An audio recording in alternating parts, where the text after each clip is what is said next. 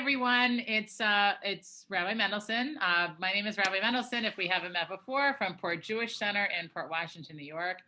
And I am thrilled to welcome you to today's program with our author, Bill Haltom. Bill Haltom is a retired lawyer who lives and writes in Memphis, Tennessee, and also, I'm not sure if I'm saying this right, Bill, but Monteagle, Tennessee. He's an award-winning newspaper columnist with Tennessee USA Today Network, and he's a best-selling author of 8 books.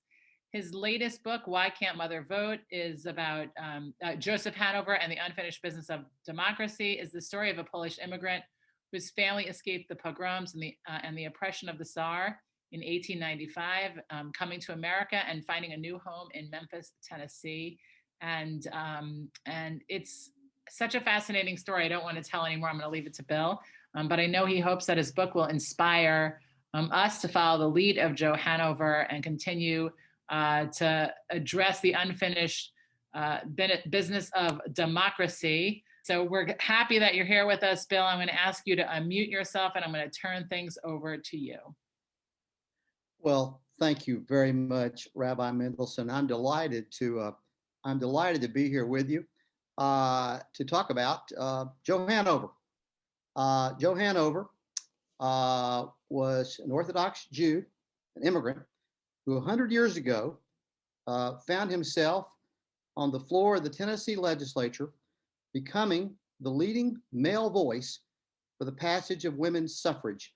Because you see, in the summer of 1920, the 19th Amendment, which had to be ratified by 3/4 of the states, had come down. 35 states had ratified it. Many had rejected it. And it came down to the volunteer state of Tennessee, my home state of Tennessee. It literally came down to Tennessee because 7 other states had rejected it. In the summer of 1920, Delaware and Tennessee were the last 2 states that could vote on it. And Delaware rejected it.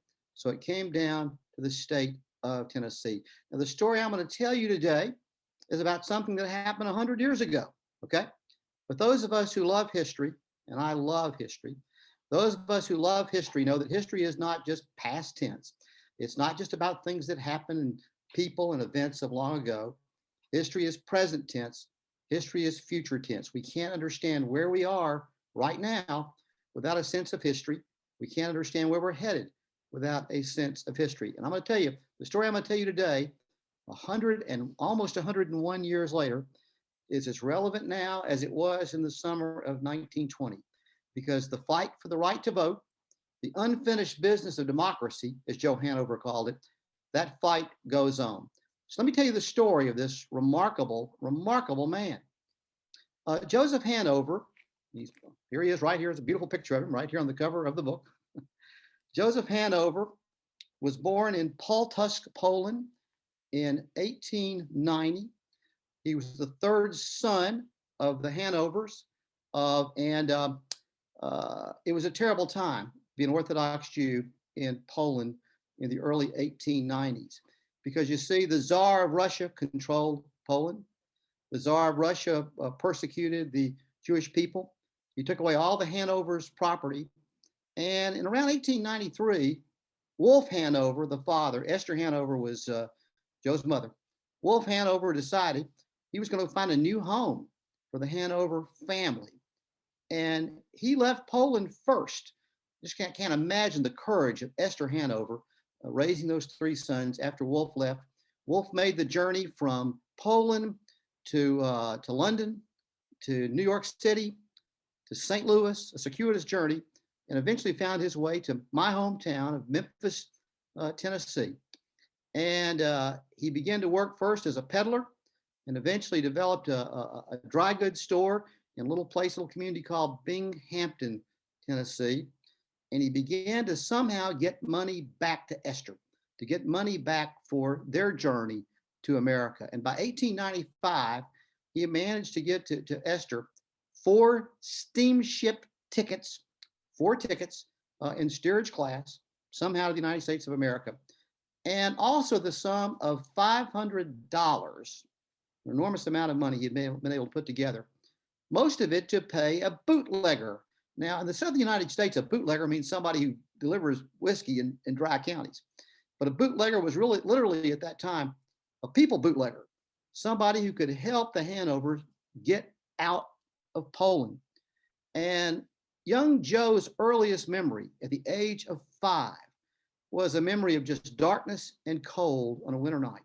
Because you see, as the youngest boy, this bootlegger put Joe in his knapsack and he escorted the Hanovers across a frozen lake in Poland. Joe was in the knapsack. Esther was holding the hands of her two sons, the two other sons. In Esther's wig was the amount of money that she could have a little bit to somehow buy train tickets when they got to Ellis Island, train tickets to Memphis, Tennessee. And she had in her hosiery a piece of salami to feed the boys on the ship. And they somehow made it to the Baltic Sea, somehow got in steerage and began this treacherous voyage. Now, the boys and Esther were down in steerage. It was a rough voyage, and Esther was seasick most of the time. But one night, little Joe Hanover, age 5, while his brothers were sleeping and his mother was sick, he managed to make his way up to the top of the ship, the top floor, where it wasn't steerage passengers, but passengers more money. And there was an orchestra playing, and young Joe got up on the stage in front of the orchestra and began to dance. And the crowd loved him, and the crowd began to throw money at Joe's feet. And Joe took his cap off and began to scoop up the money and put it in his cap. He eventually took it back down to his mother. And when they got to Ellis Island, that money was used to buy train tickets from New York City to Memphis. They managed to get to Memphis. They were reunited with Wolf Hanover, and they lived on the second floor of the dry goods of the building where the dry goods store was.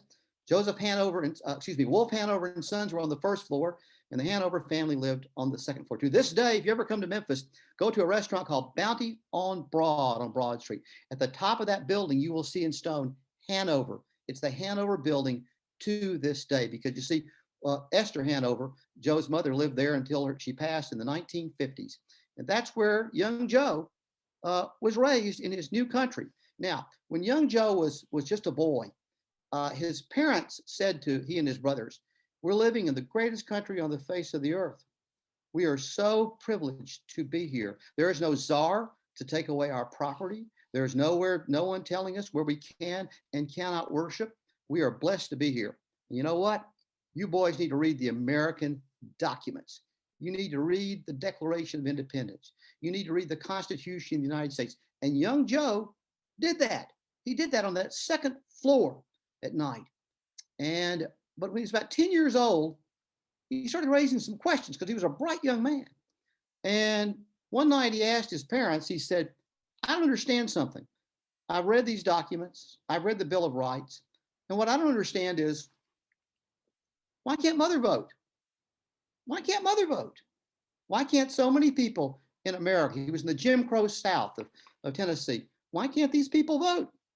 And his parents really didn't give him much of an explanation at that time. They just said, "No, we're blessed to be here, and we're dealing with this." But as time went by, young Joe explored the question further. And when at the end of my presentation, I'm going to tell you the answer that Joe eventually came up with, which is relevant to us right now. Young Joe went to formal school education, public education, through the 8th grade. And then, like most working class kids at the time, in the early 20th century, in the 8th grade, he had to leave school because he had to work. He was a working class kid and he had to work. But as a teenager, young Joe began to go back to school, still working all day. He went to night law school at the old Southern Law School in Memphis, Tennessee, which eventually became the University of Memphis Law School. In 1914, he graduated from law school. He passed the Tennessee bar and he got his first job as a city attorney for Binghamton, Tennessee, which was not really part of Memphis at that time. It was a separate little community. It's now a part of Memphis, but right there adjacent to Memphis. And he began his law practice. But he never forgot the question of why can't mother vote? In 1918, Joe Hanover decided he wanted to be more than a lawyer. He wanted to be a lawmaker. So he ran for the Tennessee legislature, and he ran as an independent. Now, as a Tennessean, I'm going to tell you a little bit about Tennessee history at that time. independents didn't get elected, okay? There was a man named Boss Crump. Boss Crump ran Memphis politics. He only ran Memphis politics, but for many years thereafter, he ran state politics in the state of Tennessee. Joe Hanover, and you had to be a Democrat to be elected then. It's almost the opposite in Tennessee now. You have to be a Republican in Tennessee to be elected now, but you had to be a Democrat to be elected then, and you had to be not only a Democrat but a Crump Democrat, a Boss Crump Democrat. Joe Hanover made no secret about the fact that he did not like Boss Crump. He said, "My family and I came here to America to escape a tyrant in the Tsar of Russia. And we have a tyrant in Memphis, and his name is Boss Crump." Now, nobody expected, probably including Joe Hanover himself, to actually win that election. When the votes came in 1918, this independent surprised Boss Crump. He surprised maybe himself. But you see, the Binghamton community where he was elected was an immigrant community, an immigrant community. And they saw Joe Hanover as their voice. So Joe Hanover was elected in 1918. In 1919, he took the train to Nashville, Tennessee, our state capital then, our state capital now. And the very first bill he introduced was a bill for partial suffrage, not complete suffrage. Now, see, at that time, Carrie Chapman Catt, who was the president of the National Women's Suffrage Association, they had kind of a two-pronged strategy. This has been a battle they've been fighting since Seneca Falls in New York in 1848.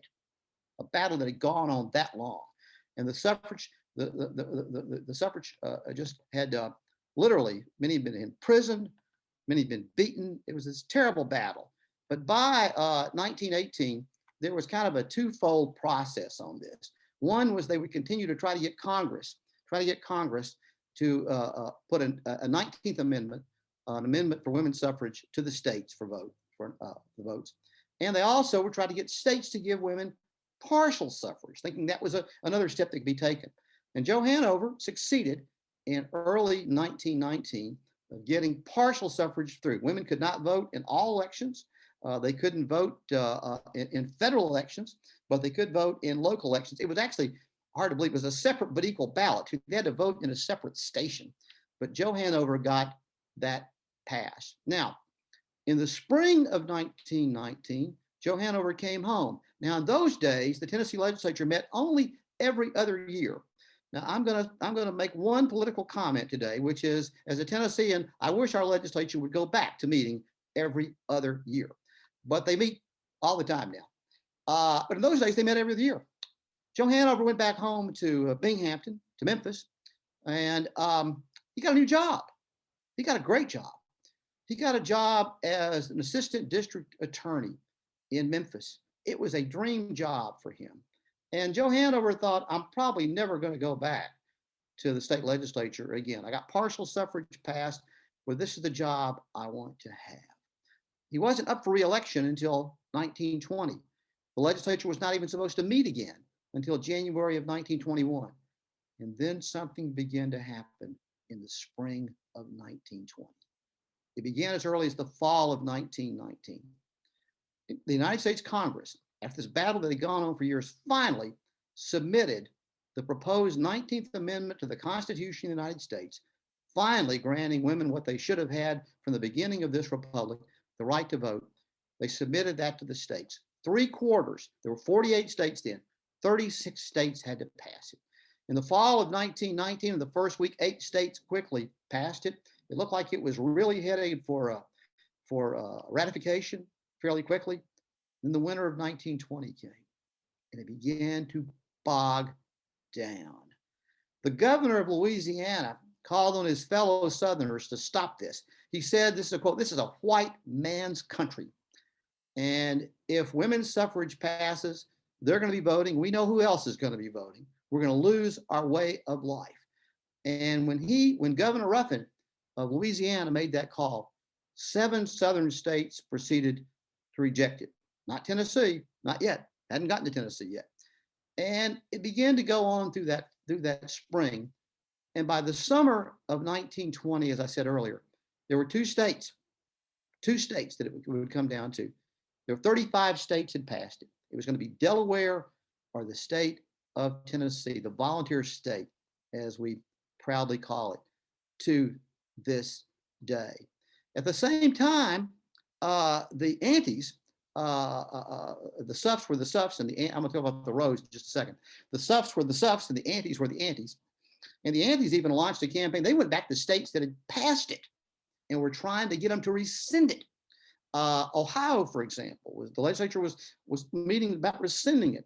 They had a disingenuous argument. The argument was this: we're not opposed to women's suffrage, but we need to let the voters vote on whether we should have it. We need to let them vote in the upcoming 1920 election about what we should do. Of course, they were male voters. They were mostly white voters, but that was their argument. You're not opposed to suffrage. We just need to let the voters decide what to do. In July of 1919, after Delaware had rejected it, it came down to the state of Tennessee. Remember, Joe Hanover's back in Memphis with his dream new job as an assistant DA. And then the word went out. The word went out from the governor of Tennessee that there was going to be a special session of the legislature in August of 1920 to decide whether to ratify the 19th Amendment. Now, Joe Hanover at this point was ready to come back, but there was a problem. Boss Crump got a little bit of revenge.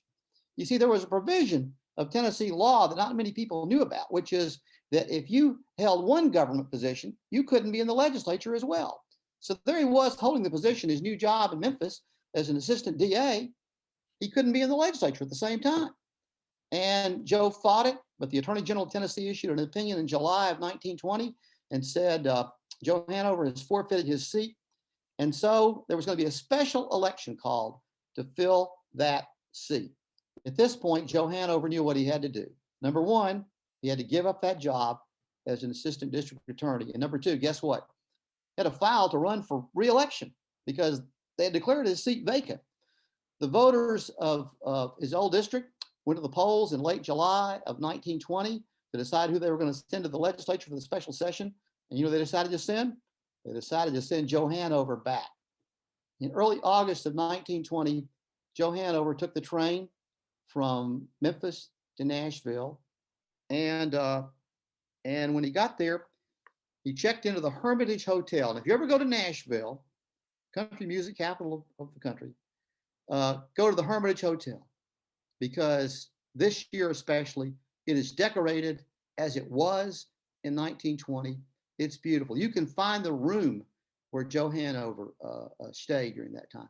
Most all the members of the Tennessee legislature were crowded into the Hermitage Hotel, which is 2 blocks away from the state capitol.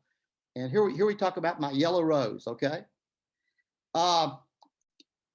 This became the War of the Roses. The legislators and the suffs who supported women's suffrage wore yellow roses, but there were a lot of people that were opposed to that.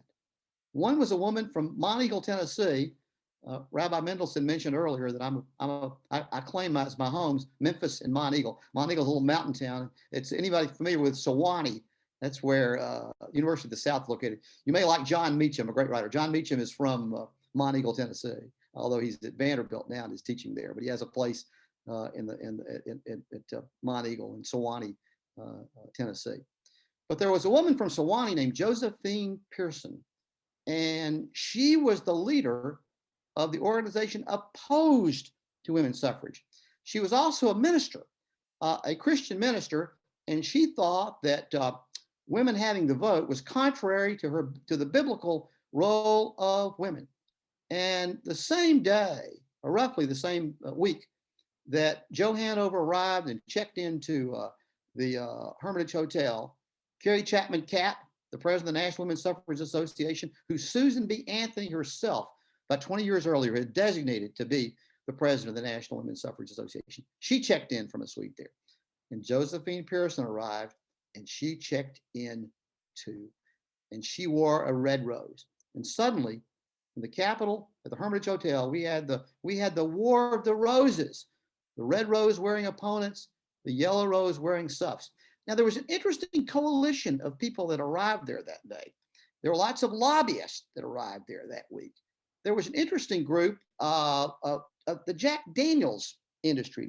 You may be familiar with Jack Daniels, one of the big exports of Tennessee whiskey, Jack Daniels. This was during the time of Prohibition, but that didn't seem to make much difference in Tennessee, particularly in the legislature. It didn't seem to make much difference. And on the 8th floor of the Hermitage was the Jack Daniels Suite, where legislators could come and relax and have a few drinks. And you see, the Jack Daniels people were opposed to women's suffrage. The L&N Railroad, the biggest railroad in the state, was opposed to women's suffrage.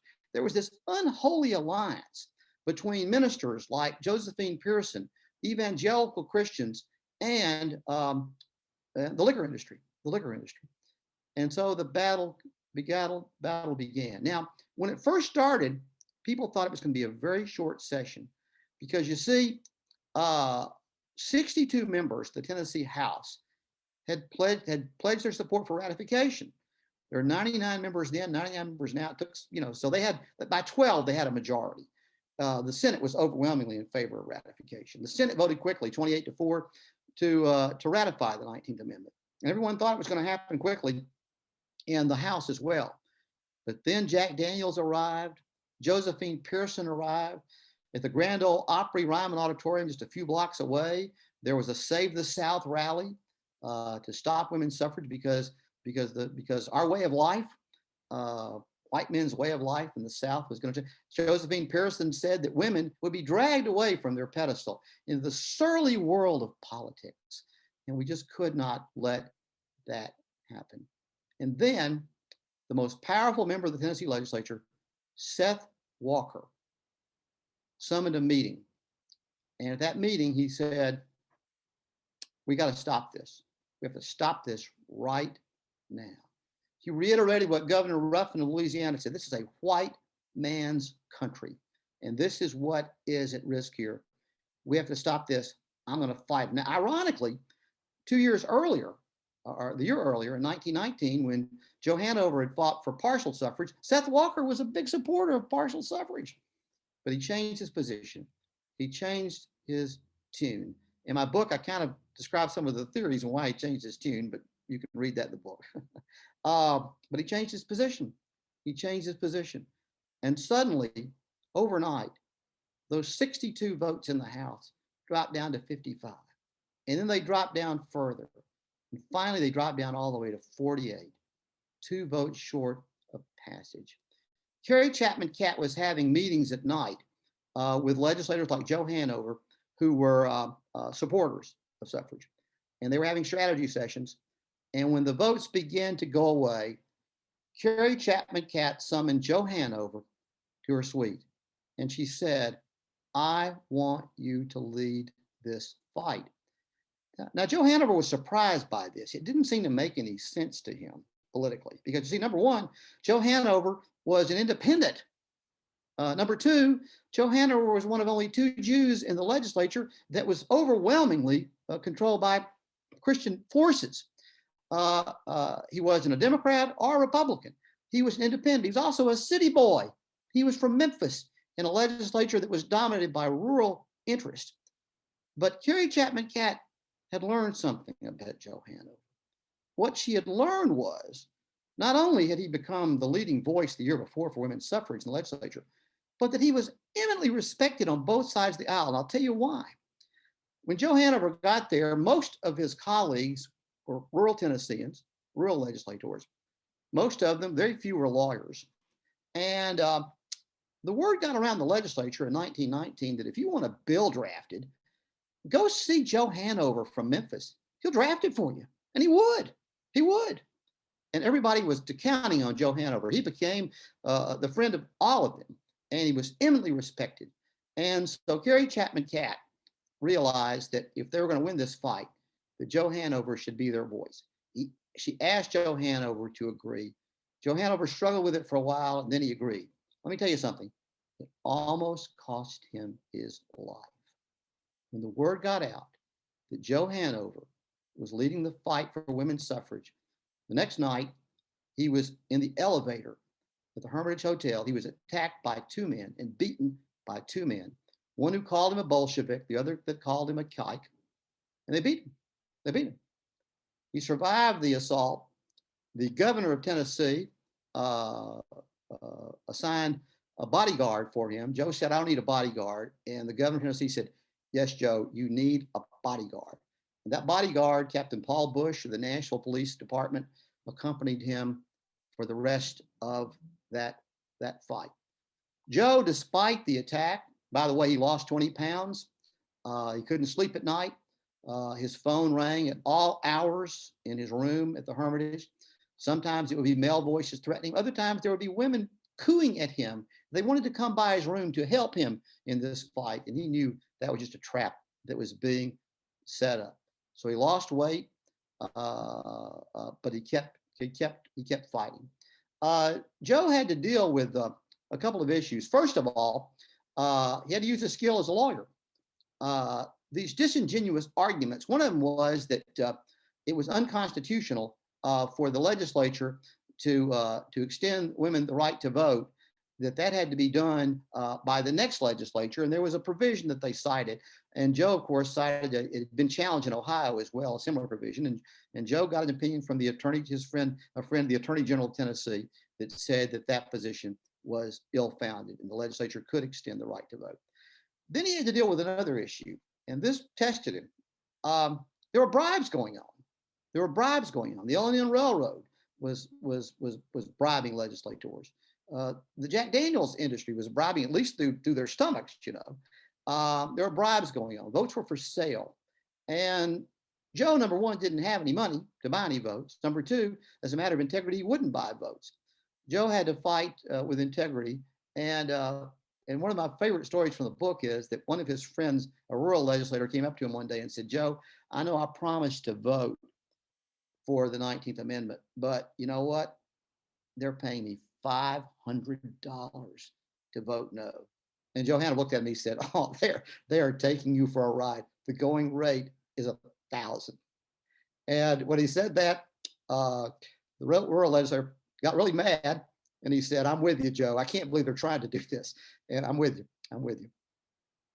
On August 17th, 1920, the final debate took place on the floor of the Tennessee House.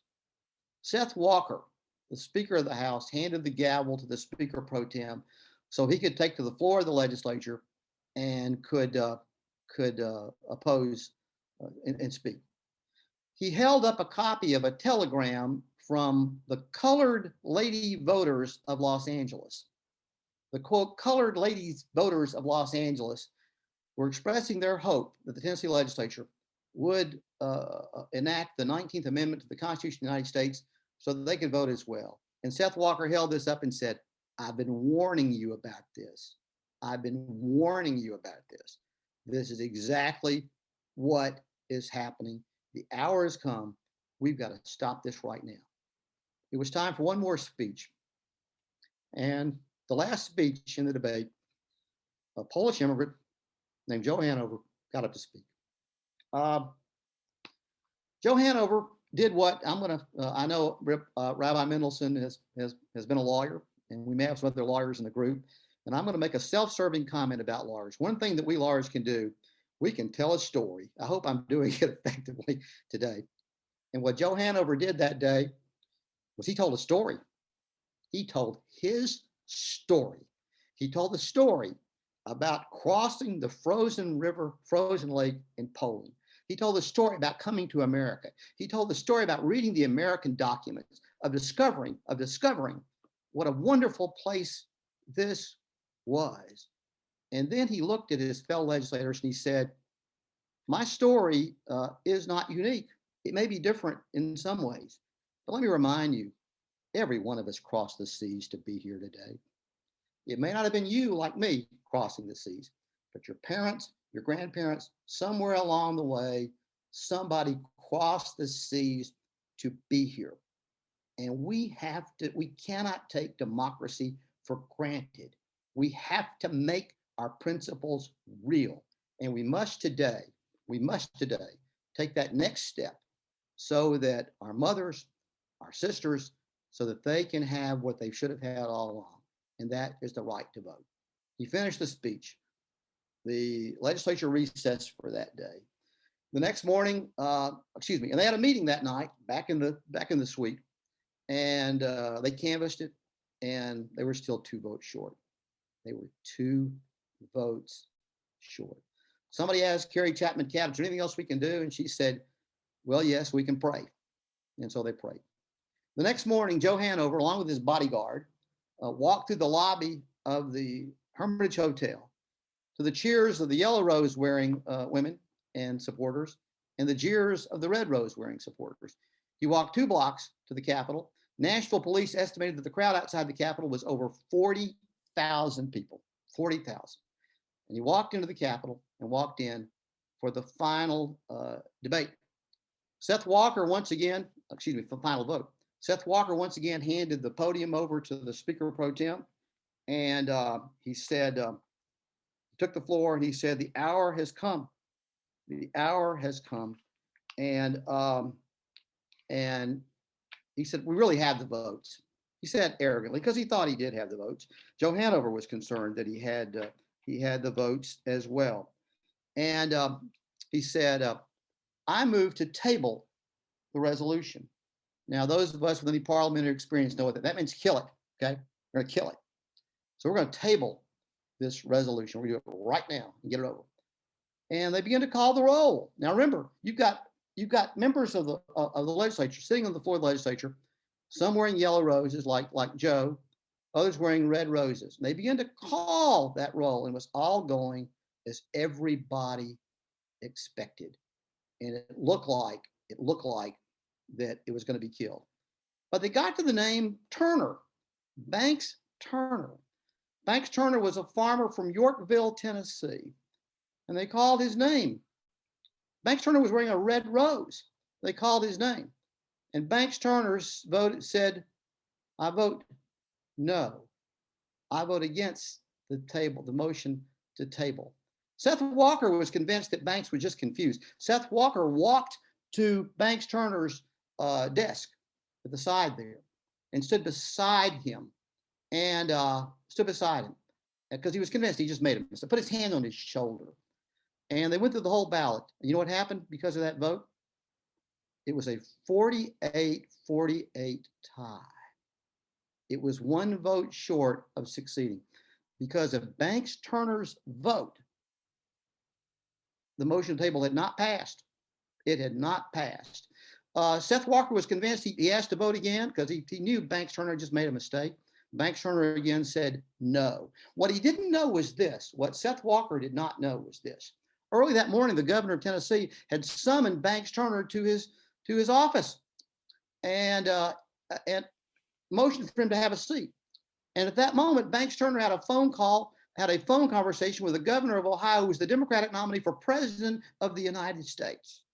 And the governor of Ohio was saying, we really have to get this passed today because we need the votes of women this fall to elect FDR, who was the candidate for vice president, and me to the White House. The governor of Tennessee, Governor Roberts, looked directly at Banks Turner and said, continuing talking on the phone, the man who's going to make it happen is sitting directly across from me. Thank you. Banks Turner left and decided that he wasn't quite sure what he was going to do, but he wasn't going to stop it. So he voted against the motion to table. But you see, Seth Walker still had the votes, right? They were still 2 votes short. It wasn't going to happen. It wasn't going to happen. He had the vote. So at that time, he said, let's vote. And they began to vote. Early on in the balloting, they called the name of Harry Byrne. Harry Byrne was a railroad telegrapher from Nashville, Tennessee. He was wearing a red rose. They called the vote, and Banks Turner, although he was wearing a red rose, said, I vote aye.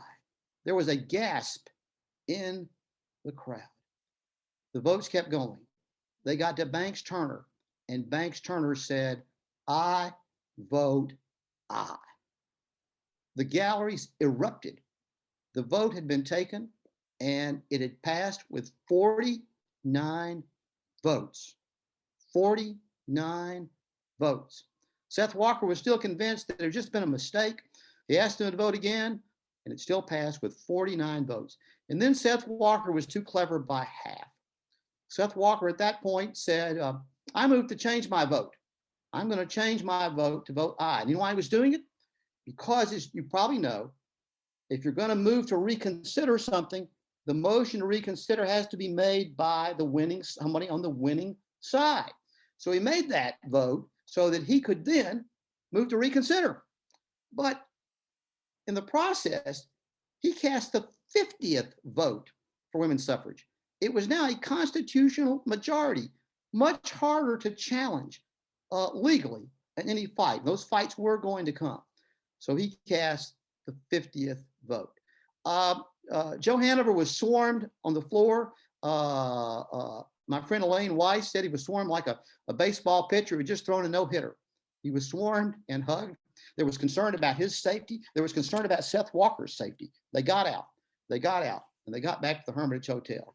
And then the antis came up with a new strategy. That night, the antis summoned, Seth Walker summoned Harry Byrne and Joe Hanover to their suite and said, we know, Harry, we know that Joe paid you $10,000 for the vote. We have affidavits from people who saw the transaction. It was a lie. It was a lie. What the antis didn't know, though, was that although they had two signed affidavits, the court reporter who had transcribed the affidavits was a Suff. And she told them, I heard the conversation. I transcribed what they told me to transcribe.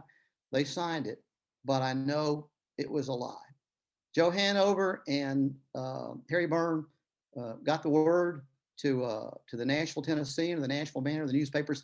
And the next day there was the story. Not only had the 19th Amendment passed, but that the Suffs, the antis rather, had engaged in perjury to try to stop it. Many people wondered about Banks Turner's vote and Harry Byrne's vote. I told you about Banks Turner's vote. I told you about him being summoned by the governor to the Capitol.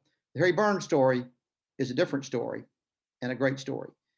The next day, Harry Byrne told the story, which is, yes, he was wearing a red rose on his lapel. He was a vote counted to be a vote against suffrage.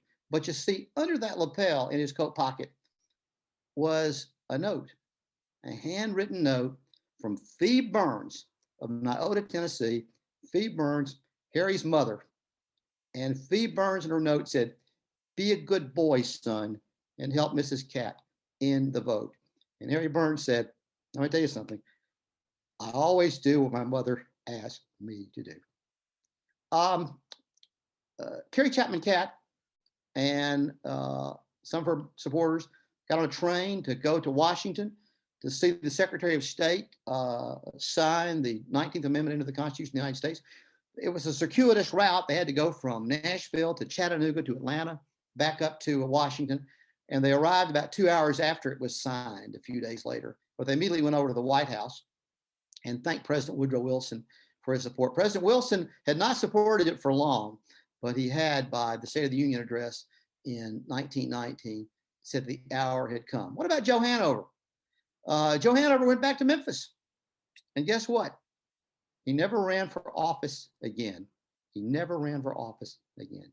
He practiced law until he was in his 80s, married a wonderful woman in Memphis, and they began to raise horses, thoroughbred horses. His love in his life was the law, and his wife, and Gene Kaplan, and his horses. He ran his horses in the Preakness and big races across the country. He named his horses after his friends. And one of his horses that won the Arkansas Derby was named Danny T. And Joe named Danny T after his good friend Danny Thomas, the founder of the St. Jude Children's Research Hospital in Memphis, Tennessee. I told you I was going to close my presentation today by telling you what the ultimate answer was to why can't mother vote. Not long before he passed, Joe Hanover, back in the 1980s, there was a newspaper interview, and he talked about asking the question. And the reporter said, did you ever find the answer? He said, I think I did. I think I did. He said, I discovered as I was growing up, I discovered as I was a lawyer, the democracy is a work in progress. In the summer of 1920, there was unfinished business. And there's always going to be some unfinished business. That is the relevancy of this story. If you watch the news tonight, you're probably going to see stories about the fight over the vote. To this day, over 200 bills have been submitted to legislatures across the country, making it, frankly, harder to vote. I understand there's another side to this, and the other side of this says that they're trying to avoid election fraud and these kinds of things. But the point is, this battle is still being fought. And it wasn't until 1965 the Voting Rights passed, so that African American people secured the right to vote. Just like the Suffs, many of these people had died along the way to get the right to vote. So Joe Hanover was absolutely right. Democracy is a work in progress. There is unfinished business, and there is unfinished business today. So I've enjoyed sharing this story with you, and I hope you were inspired by it as much as I have been. This is the third person I've written a biography about, and if you ever get a chance to write a biography, I would recommend. You know why? You get to meet somebody really interesting. You get to meet a fascinating person. One of the biographies I wrote was about a person who was alive at the time. I wrote a biography of Senator Howard Baker, an old-fashioned Republican from Tennessee. Remember, what did the president know? When did he know it? And the title, I'm very proud of the title of that book. He gave me the title. The title of the book is "The Other Fella May Be Right: The Civility of Howard Baker," because Howard Baker would always say, "I'm a Republican. I'm a conservative. I believe in limited government. I believe in all these things." But when I was a boy, my father said, "Howard, always remember the other fellow may be right. You need to listen to people and hear their point of view." And that's why he did what he did during Watergate. That's why he joined Jimmy Carter in fighting for the Panama Canal Treaty. That's why he did so many things. And he was alive at the time. And I got to spend time with him in Huntsville, Tennessee. I did not get to spend a single day with Joe Hanover. Long gone 40 years, never met the man, 40 years. But I went to Temple Israel's library in Memphis, Tennessee, where I read all these documents and papers about the family. I met with his nieces and nephews and grandnieces, and he and Jean never had children, but I met with their nieces and nephews, and I began to talk about Uncle Joe. He became Uncle Joe to me. And one day I called my friend Eddie Kaplan, the nephew of Joe Hanover, who had been a major source for this, and I said something about, well, today Uncle Joe and I are we're going to be looking at such and such. And I said, what do you think Uncle Joe would say about that? And something, that was such a joy to refer to him as Uncle Joe, just as Eddie Kaplan did, and to have that experience. So I recommend. It's a great way to meet a fascinating person and to share a life with a fascinating person. You get a chance to meet an Uncle Joe like I met, or a great senator like Howard Baker, who I miss very, very much in Tennessee these days. Okay, I think I've talked enough. Well, thank you so much. And hopefully, I don't know if you can see the applause. But I want to, if it's okay with you, I don't know if anyone has any questions they want to ask. If you do, I would ask that you unmute yourself so that I can call on you. And I want to just read from the chat that just a comment from Bill Keller. I know Bill has his camera off because he's got stuff going on in his house, but he made the point, just today the House of Representatives passed H.R. 1, to your point, Bill, a major voting rights act. It will be a major fight to get it approved in the United States Senate. Also, many states are currently trying to restrict voting rights through new legislation. In short, Joe Hanover's fight continues and serves as a challenge to all of us to keep fighting for democracy. So anyway, I thought I would share that. And, I think all of us feel really inspired by you and the story you told. I think there's something really special about, you're right, lawyers certainly can tell a story, but lawyers from Tennessee who sound like you really can tell a story. I think all of us Northerners we're hanging on every word of your drawl. And There's a great Tennessee. I didn't mean to interrupt. I'm sorry, Rabbi, but no, you didn't at all. I was a great Tennessee writer named Alex Haley, and Alex Haley, of course, wrote Roots, and Senator Lamar Alexander, who recently retired from the Senate. He tells a great story. He was very close to Alex Haley, and he said that he and Alex Haley were flying somewhere in Tennessee one day for Senator Alexander to make a speech, and Senator Alexander began to tell Alex Haley what he was going to say, and Alex Haley said, "Lamar, don't do that. Tell a story. People want to hear a story." And Senator Alexander says, "I tried for the rest of my career when I made a speech to tell a story." And that really is what moves and motivates people, really is. I apologize for interrupting you. Oh, no, not at all. So I mean, you kind of answered the two questions that I had, but I'm just going to say, first of all, how did you come across the story? What made you think of writing the story, or like, how did Joe Hanover become the subject of your, for research? And then if you could talk a little bit more about, the process of researching him and getting to know him. Well, thank you. It is an interesting story because it wasn't, writing about him was not my idea.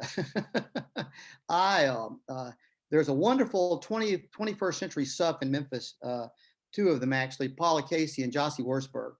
And they've both been fighting for years for what is called the suffrage trail in Tennessee, and with statues around the state of honoring Suff's part of that fight.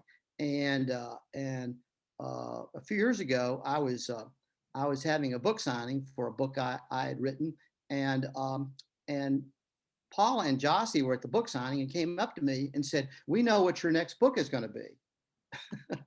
And I said, "Well, tell me, because I have no idea." They said, "You're going to write the story of Joe Hanover, because somebody needs to write his story, because people know the Harry Byrne moment, the note, that's a made for movie moment. Okay. And Joe Hanover's story is a more nuanced story." They said, "Nobody has written his story."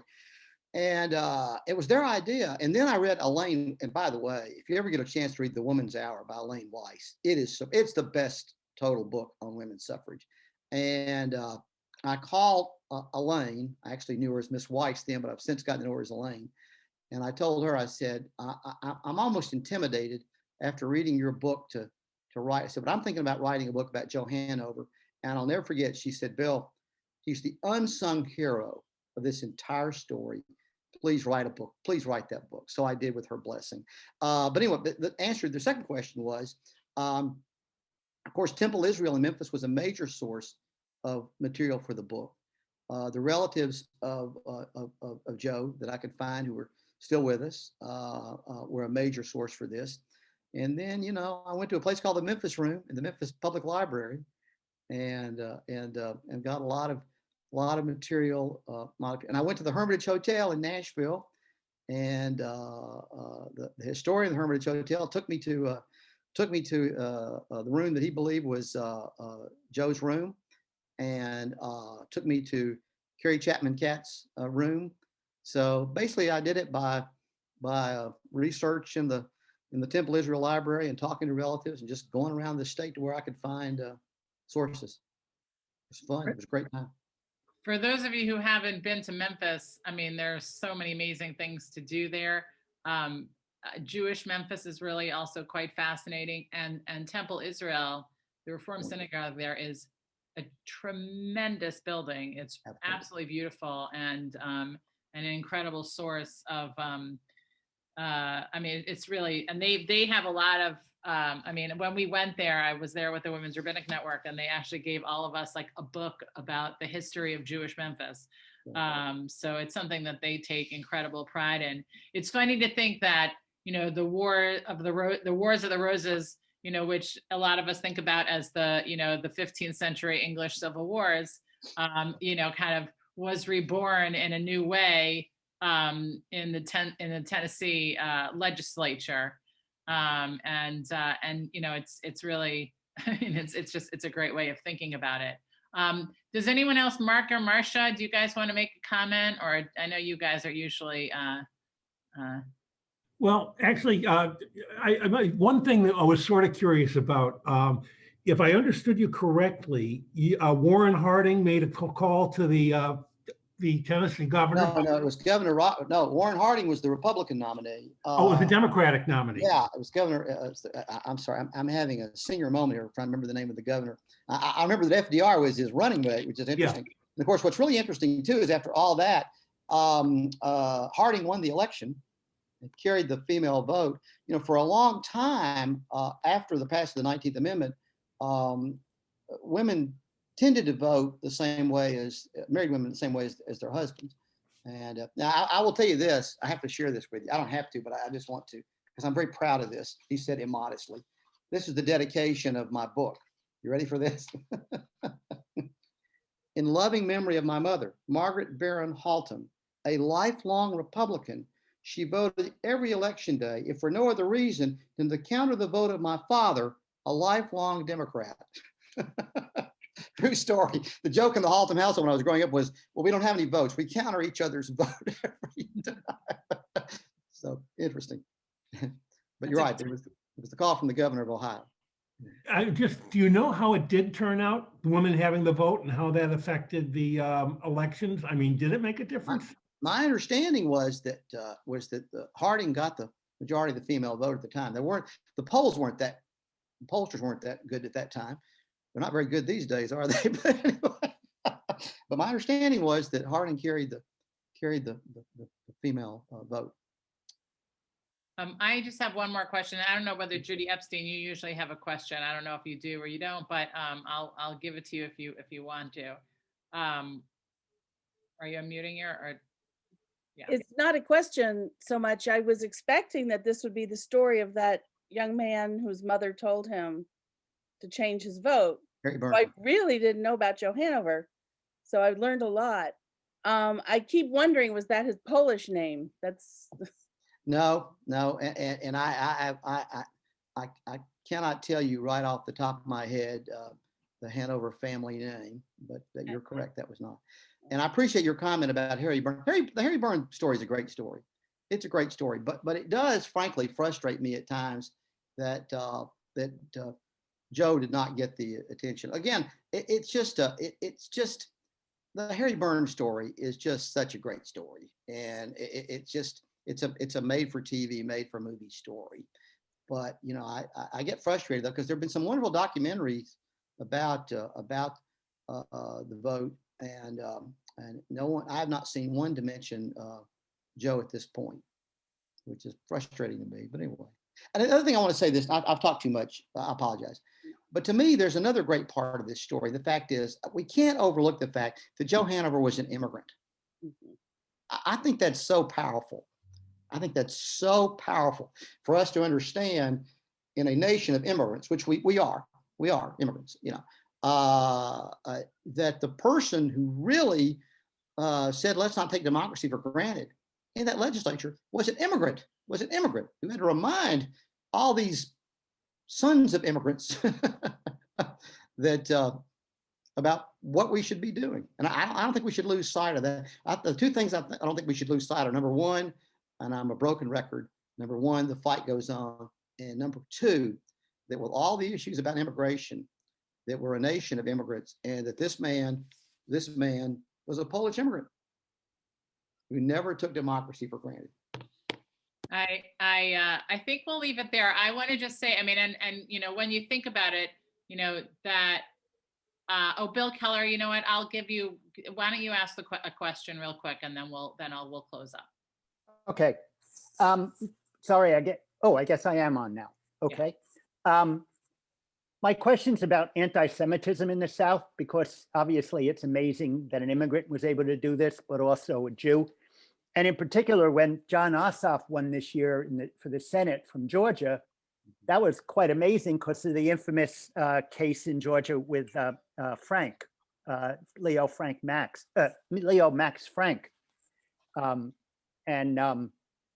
just wondered if you could comment on that part of this. That's a very good question. I have a chapter of the book called "The Battle of the Women of Faith," and Josephine Pearson, as I said, was an evangelical Christian, but there were so many Jewish women in Nashville that really helped lead the fight and helped lead it for years. Joe is one of only two Jewish members of the legislature at that time, and I don't have any direct evidence of that being used against him. It may have been one of the more little subtle kinds of things.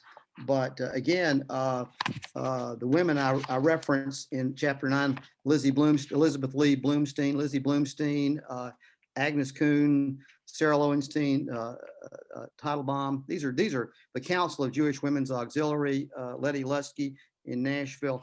They were just out there on the front all along. And of course, they had also been part of their descendants' fight against slavery and the battle for civil rights to this day. So I'm probably not directly answering your question. I have found no evidence of just outright anti-Semitism. Okay. But I'm sure that was part of a maybe not so subtle, quiet campaign. But there were so many Jewish women in particular in Nashville that were really, really, really leading the fight. Thank you. It is really amazing when you think about the fact that a guy from rural Tennessee alongside a Jew, a Polish, an immigrant, Jewish immigrant from Poland, from Memphis, were the key players in getting this done, and bringing, more, bringing all of us, into the 20th century, really, with the rights that, we deserve. Not enough, but way more than before. I want to thank you again, Bill. I want to remind everyone on the call, the name of Bill's book is Why Can't Mother Vote? Joseph Hanover and the Unfinished Business of Democracy. And, all of us, we know the work of democracy is indeed unfinished. I hope this story will continue, will be another inspiration for us to continue to do the holy work of Joe Hanover and so many others who are committed to see democracy do the work of, be there for all of us. Bill, I want to thank you again, friends. I will be sending a recording of this program to you. If you'd like to send it to friends, I'm sure you will. I got a few notes of folks who already said that. And also a link to Amazon where you can buy Bill's book. And I want to remind you that if you do have a local independent bookstore like we do in Port Washington, and you're going to buy Bill's book, try to buy it through your local independent bookstore first. And if you can't get it through them, then Amazon is certainly the next best thing. So, Bill, we want to thank you so much. Thank you.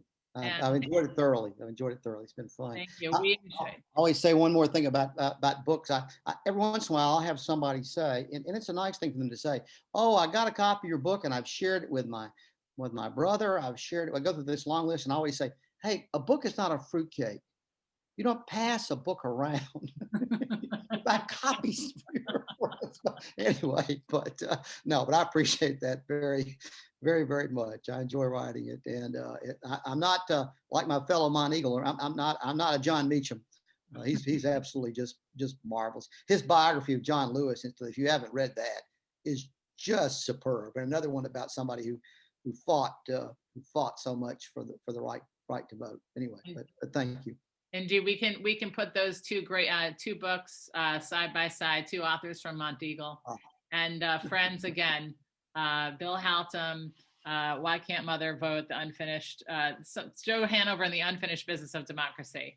Thank you so much. We look forward to seeing you again soon, friends. And Bill, thanks again. Take care, everyone. I'll give Micah Greenstein your best. Oh, please do. Please do. Thanks, everybody. Take care. Bye-bye. Bye. Bye-bye.